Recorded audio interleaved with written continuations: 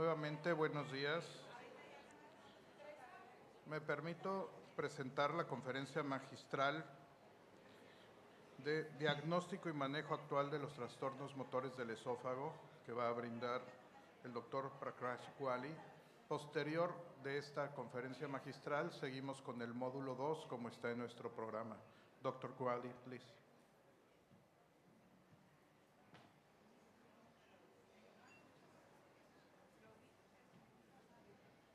Thank you very much. Good morning again. I'm going to talk about a topic that's very near and dear to my heart, motor disorders of the esophagus, and you'll understand why in a minute. So let's start by talking about why should you consider evaluation for a motor disorder? Why should we look for motor disorders? The reason why we look for motor disorders is we are going to try and diagnose or rule out actionable esophageal motility disorders. That's the only reason why we do manometry testing. So in order to understand that, you have to know what are actionable esophageal motility disorders. Actionable disorders are situations where if you make a permanent change to the esophagus, you will make the patient's life better. The patient's eating and their lives better, right? If you make a permanent change, or in certain situations, if you introduce a behavioral therapy, you make the patient's life better. Okay, so what are the ones where you can actually make a permanent change to the esophagus and improve the swallowing? The three achalasia subtypes. A few cases of esophagogastric junction outflow obstruction. Not every case, just a few cases. Some cases of distal esophageal spasm and hypercontractile disorder. Again, not every case. And then certain disorders you can diagnose using manometry that are actionable, but they're not treated by making a permanent change to the esophagus. They're treated with behavioral therapies like supragastric belching and rumination. And we'll talk briefly about a condition called abelchia, which is a newish disorder that we've identified that can be treated, all right? The other reason why you do manometry is to ensure no harm is done if you are planning intervention to the esophagus, like anti-reflux surgery or magnetic sphincter augmentation. Make sure you're not harming the patient. So those two conditions have to be fulfilled if you're going to look for an esophageal motility disorder. This is a high-resolution manometry Klaus plot. It's the image of a swallow of ambient temperature water in the supine position. It's called a Klaus plot because in honor of Ray Klaus, who was my mentor, who developed high-resolution manometry in St. Louis. And so that is my connection to esophageal motility disorders, because if he had not been working on high-resolution manometry, and if I didn't come at that time to the US and to St. Louis, I wouldn't be here talking to you. So what determines this peristaltic sequence? One is excitation, esophageal excitation, that makes the esophagus contract, excitation. But the more important force is inhibition. What does inhibition do? Inhibition times peristalsis so that the whole esophagus doesn't squeeze at once. If it does, it will grip the bolus, it won't push the bolus. So inhibition sequences peristalsis and dampens peristalsis, makes it less strong, controls the excitation. So that's inhibition.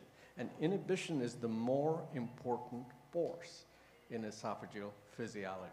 Inhibition is also needed to relax the lower esophageal sphincter when we swallow. If the sphincter doesn't relax, food doesn't get to the stomach, and you have one of these achalasia spectrum disorders. So, if inhibition is abnormal, what do you get? You get simultaneous or premature or rapid sequences. And that can be associated sometimes with exaggerated excitation because you need inhibition to control excitation. You get a sequence that looks like this. You can see that the contraction is vertical. There is insufficient dampening, so the the vigor of contraction is high. In some settings, that inhibitory dysfunction in the esophageal body is also associated with a problem with relaxation of the lower esophageal sphincter. Sometimes these two areas behave independent of each other. At other times, both esophageal body inhibitory disorders and LES inhibitory disorder can coexist in the same patient. So this is a classic example of what you would see with type 3 achalasia, right? So in addition to an abnormality in relaxation, there is no normal contraction in achalasia or no contraction like this. So in some achalasia subtypes, there may be no contraction, not just no normal contraction, all right? Now, at the opposite end of the spectrum, when excitation is weak, but inhibition is intact, you get hypomotility disorders. Usually in these disorders, the relaxation of the lower sphincter is normal, all right?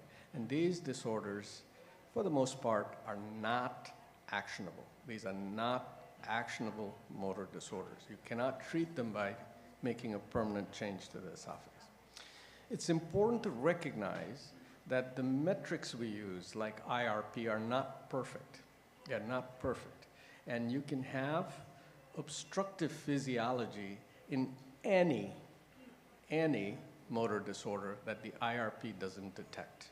So if the patient has symptoms that you think are obstructive and cannot find a mechanical reason for the obstruction, it is important to use adjunctive tests to manometry to try and identify or rule out an obstructive motor disorder.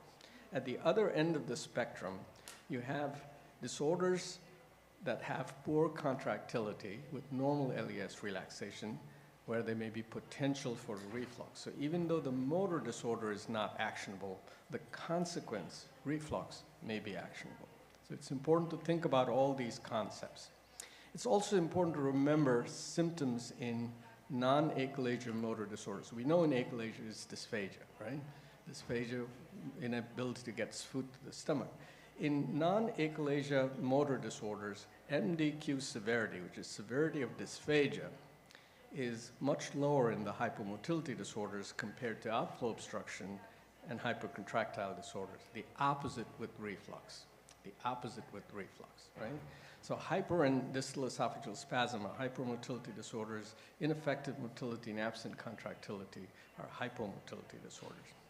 Now, we characterize motor disorders these days using the Chicago classification, and we start out by looking for outflow obstruction. And we use the integrated relaxation pressure, even though that's not perfect, to try and identify these disorders, and then we use esophageal body metrics to characterize achalasia into one of these three subtypes, okay? And what you're really doing is you're looking for obstruction, or you're trying to rule out obstruction, because obstruction we know how to treat. There are incomplete patterns where there may be obstruction at the level of the LES, but the esophageal body peristalsis is not abnormal. And that is a clinical problem. It's a conundrum that we call esophagogastric junction outflow obstruction. Why is it a problem? Well, it's not very frequent, but there can be so many different causes for this. And you can't just go by the motor pattern that you see to make a decision as to what to do. There can be mechanical causes. You can see hernias can do this, strictures, lap band, fundoplication. But when you don't have a mechanical cause, the symptoms can be exactly like achalasia in some settings. But if you do further tests, an achalasia-like pattern, an achalasia-like physiology is only seen in a very small proportion, and those patients will respond to achalasia-like treatments. The rest of them don't. So what do we do to try and identify these patients? We do all the expanded Chicago 4 protocol. We may do adjunctive tests like FLIP and timed upright barium. provocative maneuvers. And if you find this achalasia-like phenotype within esophagogastric junction outflow obstruction, that is a condition that can be actionable. You can treat it like achalasia and the patient may get better, all right? So what's the value of provocative maneuvers? To understand that, you have to know which provocative maneuvers are useful. Upright swallows. If you have an abnormal IRP in both supine and upright swallows, that's relevant. And an upright IRP more than 12 suggests that there is a true outflow issue. Even that is not good enough for actionable EGJ outflow obstruction. You still need to confirm this with other means, right? One of the other provocative maneuvers we use is rapid drink challenge. It's a person drinking water very fast. In a normal person, the esophagus should be able to handle that water perfectly. And you get a pattern that looks like this, with or without a contraction afterwards. There is complete inhibition of peristalsis, LES is relaxed. If you see a pattern like this, this is an obstructed esophagus. So a provocative maneuver, even though not perfect, it is useful. And so if you add these provocative maneuvers to barium and get a more comprehensive evaluation, your chance of identifying, your sensitivity for identifying true outflow obstruction increases. All right, so these supplementary or provocative maneuvers are very useful in expanding what manometry can provide. Now, let's talk for a second about the two adjunctive tests that we use. One is barium, and we've always known that barium is great for identifying structural lesions like strictures, hiatus hernias. That's a barium tablet that is impacted in T is a barium tablet impacted in a stricture. The performance characteristics for standard barium for diagnosing a motor disorder of the esophageal body is not great. But if you do a timed upright barium like this one, where you give the patient barium and stand them up and wait, then your yield for identifying, that's the technique, your yield for identifying outflow obstruction increases. And you can combine that with a 13 millimeter barium pill. And between the timed upright barium and the barium pill, you can identify if there is a problem with esophageal transit. You find that in EGJ outflow obstruction, you can try and treat that patient's EGJ and get them better. All right. The other new technique is the functional lumen imaging probe. This uses impedance technology to measure cross-sectional areas in the esophagus. And you get an image that looks like this with the earlier form of this. So cross-sectional area as a relationship to distension pressure gives you what's called a distensibility index. And when that is low, it means that the EGJ is not opening adequately. The opening of the EGJ is incomplete. In contrast to this one, where the distensibility index is high, above 3 is normal, above 2 is abnormal, 2 to 3 is indeterminate. Here, the EGJ nicely opens, but the diameter is still narrow. This is a stricture, all right? So how does FLIP compare against manometry if you use barium as the gold standard? This was a very nice study from the Chicago group. And if you look at the bottom row here, SIRP is supine IRP, UIRP is upright IRP, DI is distensibility index and diameter. And you can see at the bottom that the area under the curve is equivalent between these procedures, suggesting that these are complementary, they're not competitive procedures. All right, so they're complementary, and FLIP can adjudicate inconclusive HRM patterns when the story suggests an obstruction and the HRM is not giving you full information. Here is an example of how FLIP can be used in EGJ outflow obstruction. So this was a study from the Northwestern group.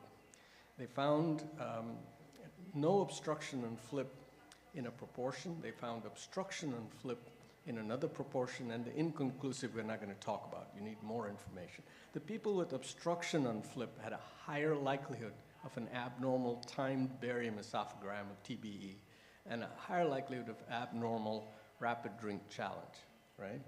And in these patients, conservative management did not result in a lowering of the Eckert score, whereas achalasia treatments lowered the Eckert score. So what is depicted here is the Eckert score after treatment.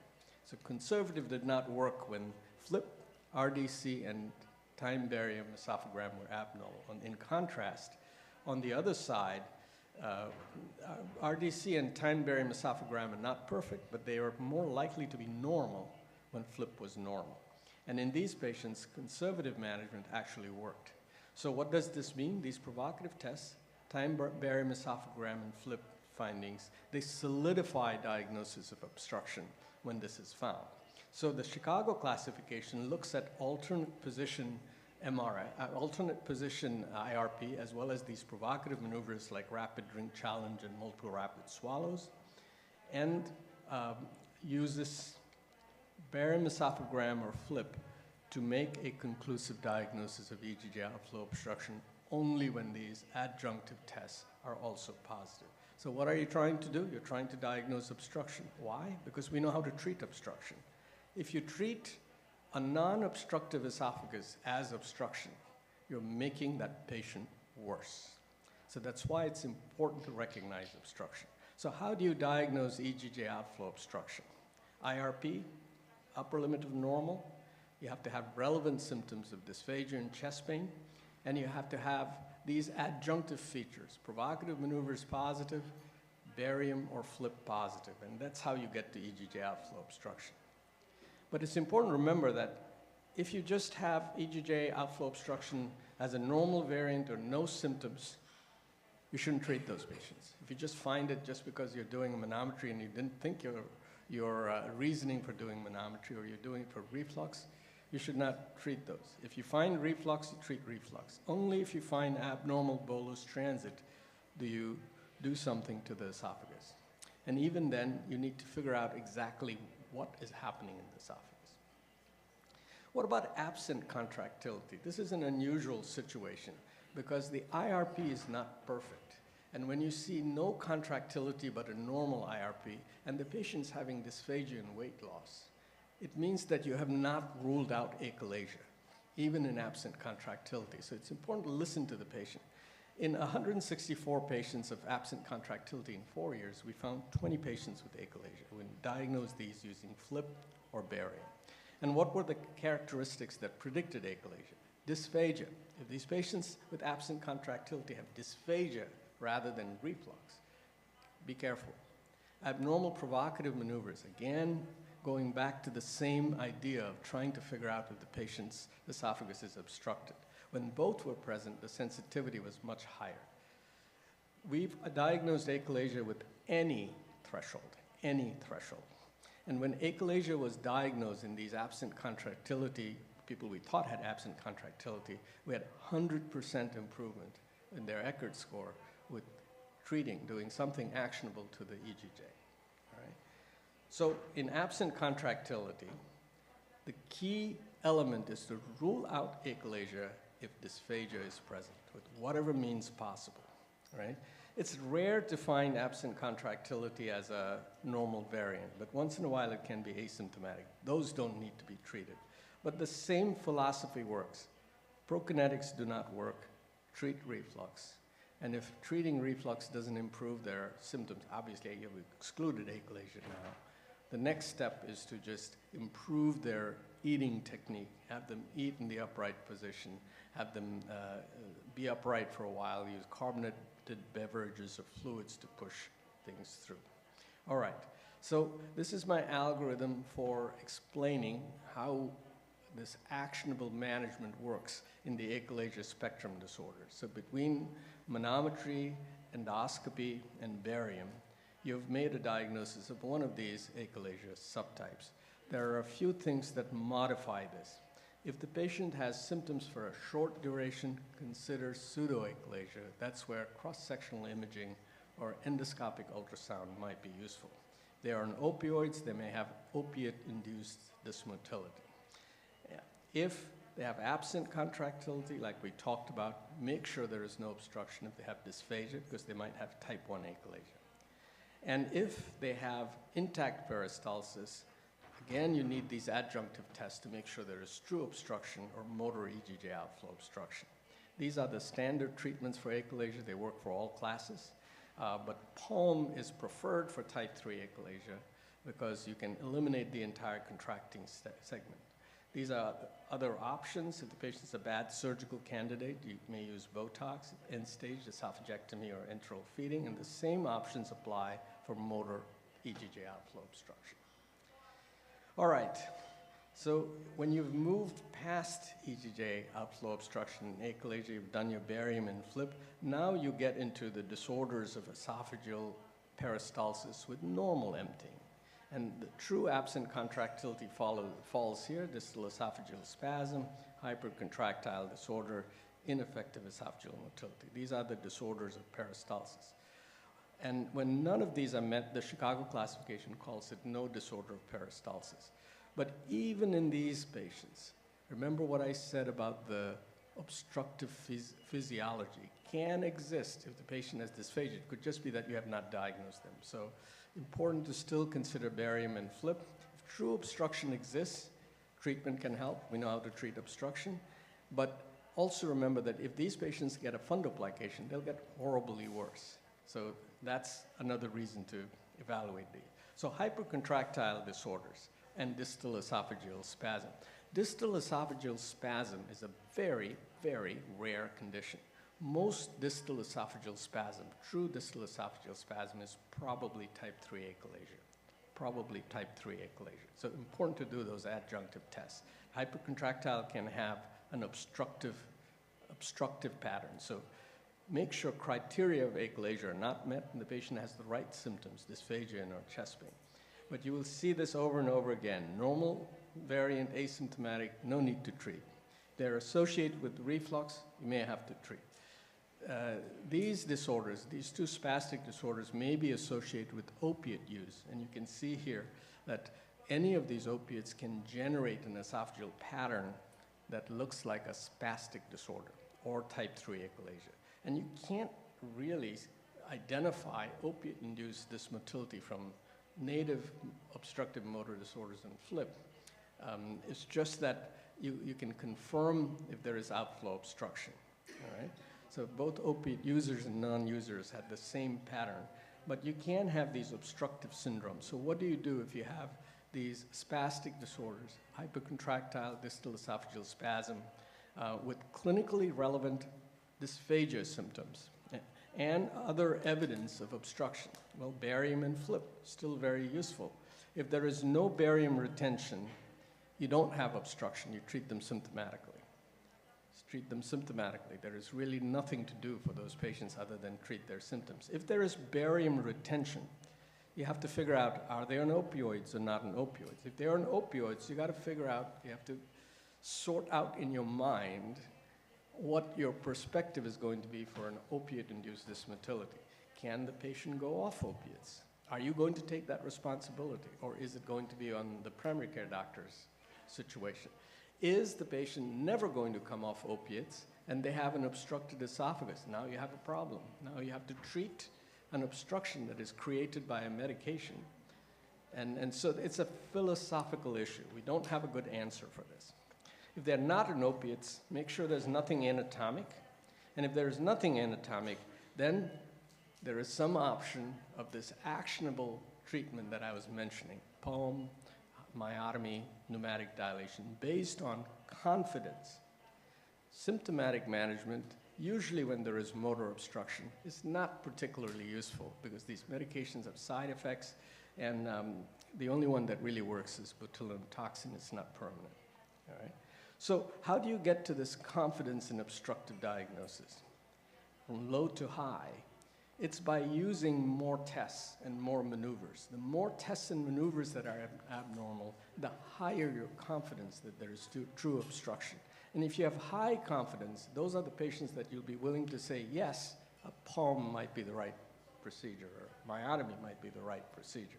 Only when you have that high degree of confidence should these non-achalasia spastic disorders be treated like achalasia, because they might have an achalasia spectrum disorder rather than just pure achalasia. If you don't get to that position, it's okay to watch them, in my mind. Okay, let's talk for a second about ineffective esophageal motility. The association has always been with reflux and with dysphagia. The association with dysphagia is very weak. The Chicago criteria has been updated. You can see that on the screen. But we always make this diagnosis based on primary peristalsis. It's important not to be misled by looking at secondary peristalsis and FLIP and saying, yes, IEM is present or absent, because it's not based on secondary peristalsis, it's based on primary peristalsis. It's important to do supplementary evaluation, because if the patient has dysphagia, there is probably some mechanism that is not IEM that is causing dysphagia, because the association of IEM with dysphagia is very weak. And they probably might have a missed stricture, or I've even diagnosed achalasia in patients where the esophageal motor pattern looks like IEM. In the context of reflux and before anti-reflux surgery, it's useful to look for contraction reserve. And obviously, the solid swallows will help rule out obstruction.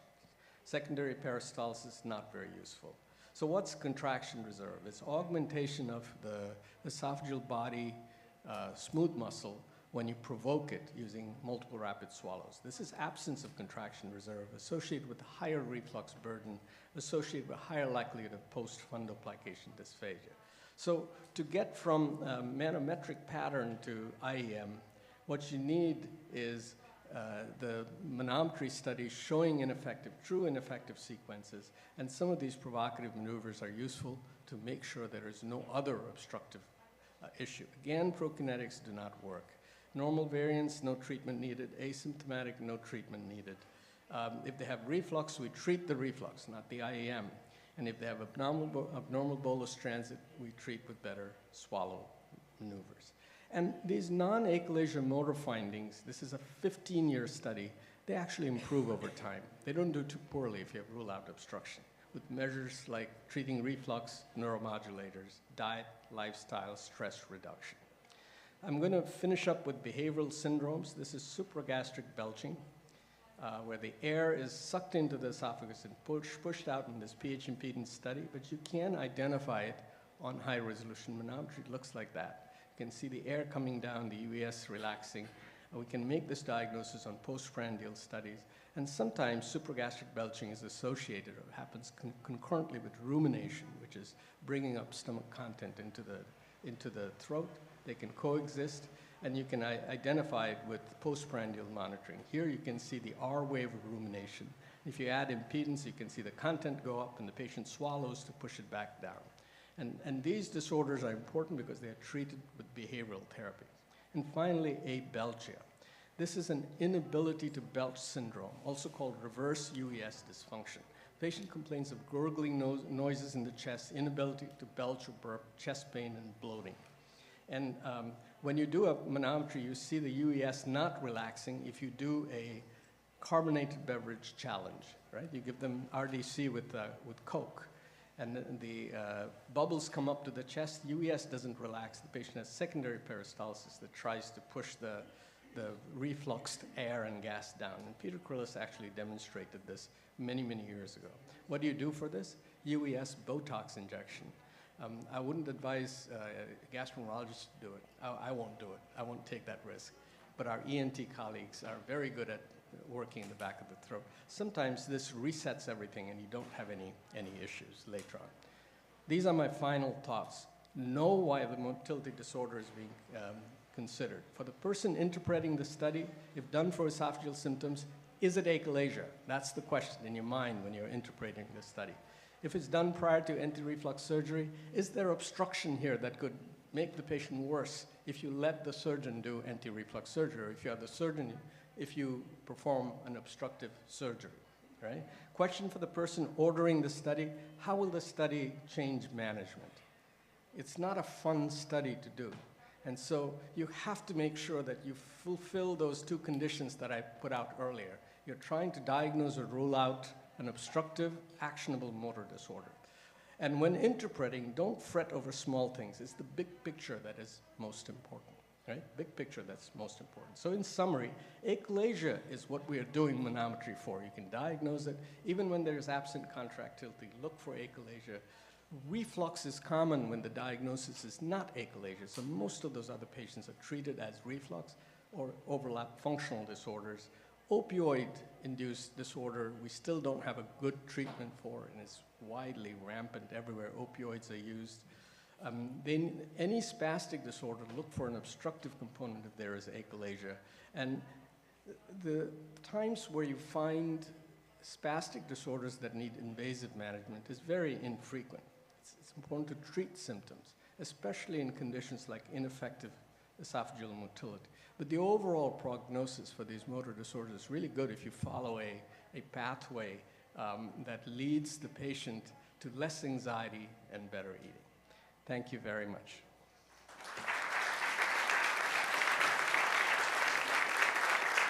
Any questions?